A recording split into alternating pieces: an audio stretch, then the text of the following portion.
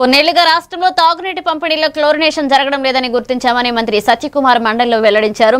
సభ్యులు అడిగిన ప్రశ్నలకు ఆయన సమాధానమిస్తూ ఇటీవలే క్లోరినేషన్ ప్రక్రియ ప్రారంభించినట్లుగా తెలిపారు. డయేరియా ప్రబలడానికి త్రాగునీరు కలుషితం కావడమే ప్రధాన కారణమని పేర్కొన్నారు.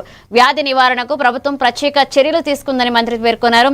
ఓవర్ హెడ్ ట్యాంకులను నిరంతరం క్లీన్ చేస్తున్నామని జల్ జీవన్ పథకం ద్వారా సురక్షిత నీటిని అందించేందుకు చర్యలు చేపట్టినట్లుగా తెలిపారు.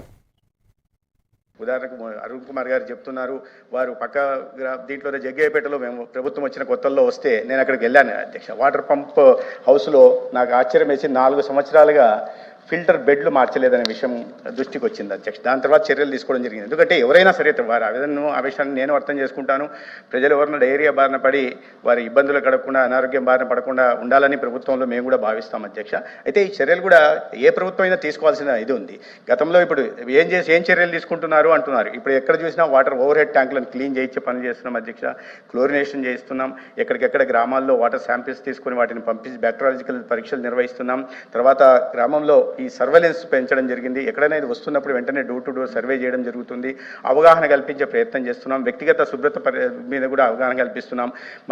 మంచి సురక్షితమైన నీరు అందించడానికి కూడా ఇవాళ జలజీవన్ మిషన్ని మళ్ళీ పునరుద్ధరించి వారికి సురక్షితమైన మంచినీరు అందించడం ద్వారా భవిష్యత్తులో డయేరియా బారిన పడకుండా కూడా కాపాడే చర్యలు తీసుకుంటున్నాం. ధన్యవాదాలు అధ్యక్ష.